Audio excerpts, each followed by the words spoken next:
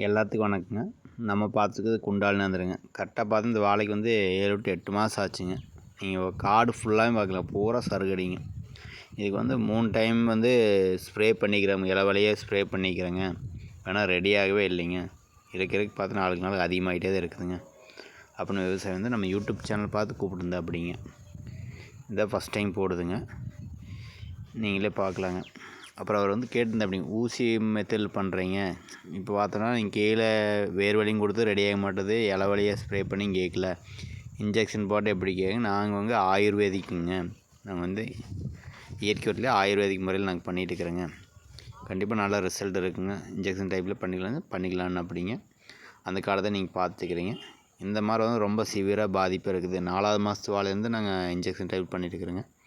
தேவைப்படுறீங்க, screen number வருங்க, கால் பண்ணலாங்க. நன்றி, வணக்கங்க.